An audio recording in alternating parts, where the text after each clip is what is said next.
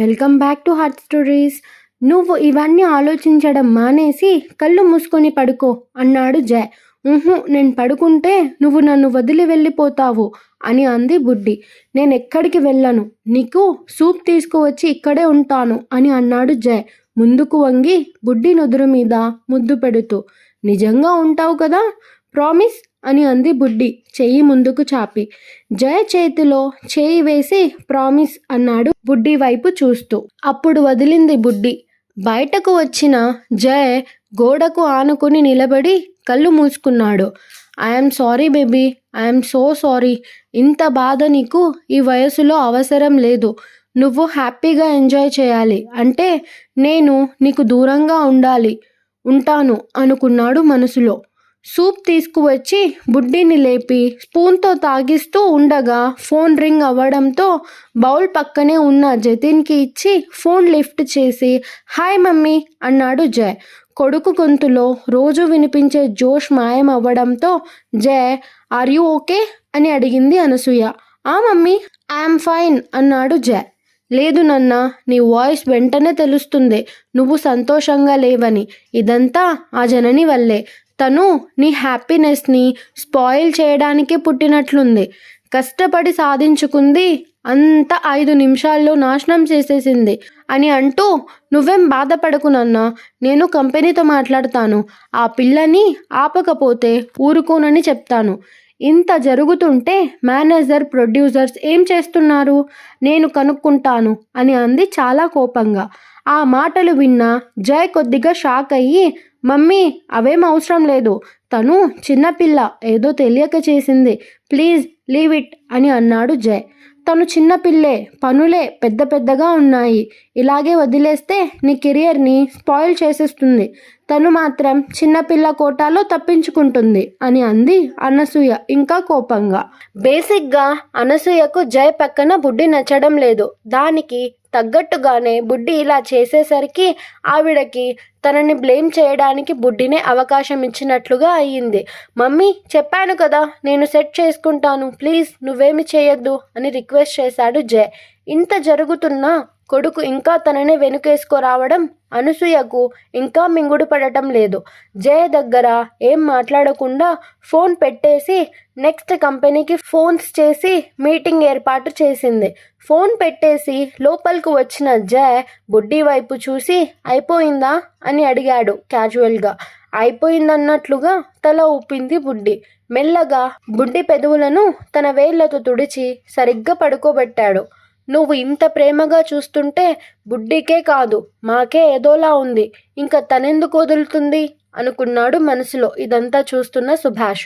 వాళ్ళు డిన్నర్కి వెళ్ళకుండా అలాగే బుడ్డి దగ్గరే కూర్చున్నాడు. చరణ్ చాటుగా జయ్కి భోజనం ప్లేట్ తీసుకువచ్చి ఇస్తూ రేపు నీకు షూట్ ఉంది, భోజనం చేయకపోతే నీరసం వస్తుంది అని అన్నాడు. జయ్ చిన్నగా నవ్వి థ్యాంక్స్ బ్రో అన్నాడు. నో నీడ్ బ్రో, త్వరగా తినేసి ప్లేట్ ఇవ్వు, పెట్టేసి వస్తాను అన్నాడు చెర్రి. అందరూ బుడ్డి జ్వరం చూసి అబ్బో బాగా కాలుతుందిగా, మేనేజర్కి ఇన్ఫామ్ చేద్దామా అన్నాడు రాకేష్. నేను టాబ్లెట్ వేశాను బ్రో, తగ్గకపోతే రేపు మార్నింగ్ చెబుదాం అన్నాడు జయ్. సరేనని పడుకున్నారు అందరూ. బుడ్డి అంత జ్వరంలోనూ రోజు పడుకున్నట్లే జయ్ని వెనుక నుంచి కౌగిలించుకొని పడుకుంది. బుడ్డి చెయ్యి మీద చెయ్యి వేసి మెల్లగా నిమురుతూ పొజిషన్ చేంజ్ చేసుకుని బుడ్డి వైపు తిరిగాడు. నిద్రలో అమాయకంగా ఉన్న బుడ్డిని చూసిన తర్వాత జయ్ ఎక్కువ దూరం పరిగెత్తలేకపోయాడు. చెయ్యి చాపి బుడ్డిని చేతిలోకి తీసుకొని రెండో చేతితో దగ్గరకు లాక్కుని నుదురు మీద ముద్దు పెట్టి తల నిమురుతూ చాలాసేపు అలా చూస్తూనే పడుకున్నాడు. 3 ఏళ్ల క్రితం బుడ్డి తన దగ్గరికి వచ్చినప్పుడు 13 ఏళ్ల బేబీ, ఇప్పుడు కూడా బేబీయే, కాస్త శరీరం పెరిగింది అంతే. అదే అల్లరి, కానీ తను చూస్తే తల తిప్పేసుకుంటుంది. అలా అని దూరంగానూ ఉండదు, వెనకే తిరుగుతుంది. కోపంగా ఉన్న ఏదో ఒకటి చేసి మాయ చేసేస్తుంది. కానీ తను ఇప్పుడే వీటన్నిటికీ సిద్ధంగా లేడు.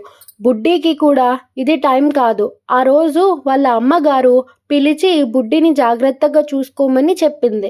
తను జాగ్రత్తగా చూసుకోవాలి అంతే, కానీ ఇలా ఇష్టపడకూడదు అని అనుకుంటూ ఇంత ముద్దుగా ఎందుకు ఉంటావే బుడ్డి, నువ్వు ఇలా దగ్గరగా ఉంటే నాకెంత కష్టంగా ఉంటుందో తెలుసా, నీకు ఈ జబ్బు వచ్చిన దగ్గర నుంచి నిదానంగా నా ఓపికని కూడా తగ్గించేస్తున్నావు.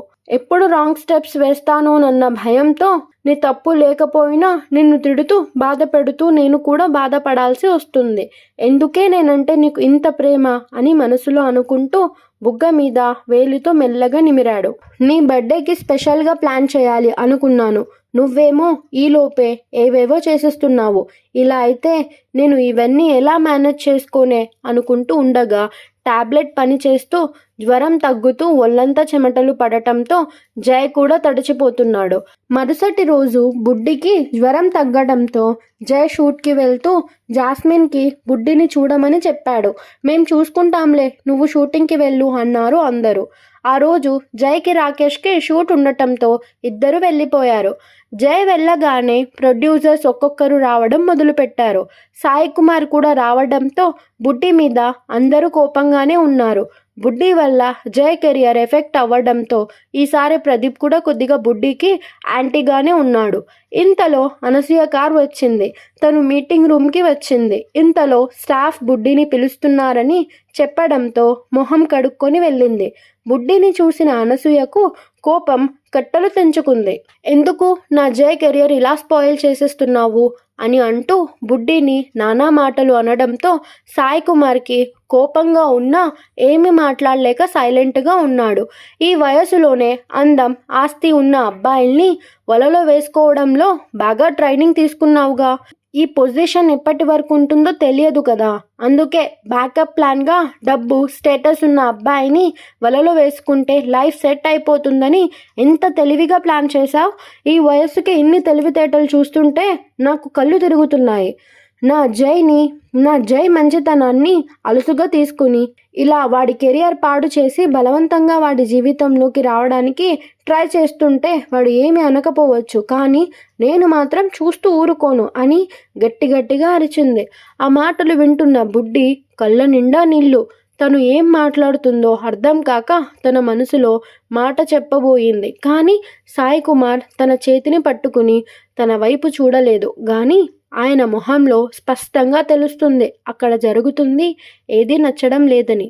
ప్రదీప్కి బుడ్డి మీద కొద్దిగా కోపం ఉన్న మాట నిజమే, కానీ ఆవిడ ఇంత సీరియస్గా బుడ్డిని ఇన్ని మాటలు అంటుందని అస్సలు ఎక్స్పెక్ట్ చేయలేదు. ఆయనకి కూడా ఆ మాటలు కొద్దిగా బాధగానే ఉన్నాయి. సిచ్యువేషన్ మరి బ్యాడ్ కాకముందే ఎలాగైనా ఆపాలి అనుకున్నాడు. కానీ అనసూయ కోపం అగ్నిపర్వతం బద్దలైనట్లు బుడ్డి మీద విరుచుకుపడటంతో ఏం చేయాలో ఎవరికీ అర్థం కాలేదు. నా జైకి దూరంగా ఉండు, లేదంటే నేనేం చేస్తానో నాకే తెలియదు అని అంటూ కొట్టినంత పని చేసింది. దానితో బుడ్డి ఏడుస్తూ బయటకు పరిగెత్తింది. తను వెళ్ళగానే మేనేజర్ స్టాఫ్కి కాల్ చేసి బుడ్డిని చూడమని చెప్పాడు. పైకి కఠినంగా ఉంటాడు, కానీ మేనేజర్కి 8 మంది పిల్లలంటే చాలా ప్రేమ. అందులోనూ చిన్న పిల్లని బుడ్డి అంటే ఇంకా కొంచెం ప్రేమ ఎక్కువ ఉండటంతో ఇదంతా ఆయనకి కూడా చాలా కష్టంగా ఉంది. కంపెనీ వాళ్ళని కూడా పిల్లల్ని కంట్రోల్లో పెట్టడం రాదని, వాళ్ళని వాళ్ళ ఇష్టానికి వదిలేస్తే ఇలాగే చేస్తారని, వస్తున్న పొజిషన్ని నిలబెట్టుకోవడం చేత కాకపోతే కంపెనీ మూసుకోమని చెప్పి అనసూయ కోపంగా బయటికి వెళ్ళింది. వాళ్ళు ఆవిడ మాటలకి షాక్ అయ్యి ఆలోచిస్తూ ఉండగానే సాయి కుమార్ మాత్రం లేచి బయటకు వచ్చి, అప్పుడు నీ లైఫ్లో అందం స్టేటస్ చుట్టూ పరుగులు తీసి నిజంగా ప్రేమించిన వాళ్ళ ప్రేమను గడ్డి పరక కింద తీసేశావు. ఇప్పుడు జయ విషయంలో కూడా అలాగే చేయాలని చూస్తున్నావు. కానీ నీ బ్యాడ్ లక్ అను. జై నీలాగా అందం స్టేటస్ చుట్టూ పరిగెత్తేవాడు కాదు. అతనికి ప్రేమించడం ప్రేమని గుర్తించడం బాగా తెలుసు.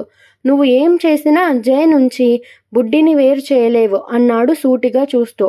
అనసూయ కోపంగా సాయి కుమార్ వైపు చూస్తూ, అప్పుడు నేను నీ లవ్ని రిజెక్ట్ చేశానని ఇప్పుడు నా కొడుకు లైఫ్ని స్పాయిల్ చేయాలని చూస్తున్నావా? అలాంటి పగటి కలలు కనకు సాయి. ఆ బుడ్డిని నా జయ జీవితంలో నుంచి ఎలా ఏరిపారేయాలో నాకు బాగా తెలుసు అని అంది చాలా కాన్ఫిడెంట్గా. బుడ్డి రూమ్లోకి వెళ్ళి డోర్ పెట్టుకున్న సంగతి జయ్కి ఫోన్ చేసి చెప్పింది జాస్మిన్. వాట్, ఏమైంది అని అడుగుతూనే షూటింగ్ క్యాన్సిల్ చేసుకుని వేగంగా కంపెనీకి వచ్చాడు జయ్. ఏరి పారేయడానికి తను చీమో దోమో కాదు అను, తనొక ప్రేమ సాగరం. ఆ ప్రేమ ప్రవాహంలో జయ్ ఆల్రెడీ మునగడం మొదలుపెట్టాడు. జస్ట్ అది ప్రేమని తెలుసుకోవడమే ఆలస్యం. తన నిజమైన ప్రేమని గుర్తించిన రోజు. నువ్వు కాదు కదా ఎవ్వరు వచ్చినా బుడ్డిని తన నుంచి మిల్లీమీటర్ కూడా కదిలించలేరు అని అన్నాడు సాయి కుమార్. నాతో ఛాలెంజ్లు చేయకు సాయి, నాకు ఓటమి నచ్చదని నీకు బాగా తెలుసు కదా అని అంది అనసూయ కోపంగా. ఈసారి నిన్ను ఓటమి గట్టిగా కౌగిలించుకోబోతుంది అను. ఓటమితో జీవితాంతం కలిసి బ్రతకడానికి సిద్ధంగా ఉండు. నీ ఓటమి పేరేంటో తెలుసా? బుడ్డి అని అంటూ అక్కడి నుంచి వెళ్ళిపోయాడు సాయి కుమార్. వెళ్తున్న సాయి వైపు చూస్తూ, బుడ్డి నీ పేరు వింటుంటేనే నాకు ఇరిటేషన్ వచ్చేస్తుంది. ఎక్కడి నుంచి వచ్చావు నా జైని నాశనం చేయడానికి అని తిట్టింది కోపంగా. Thanks for watching.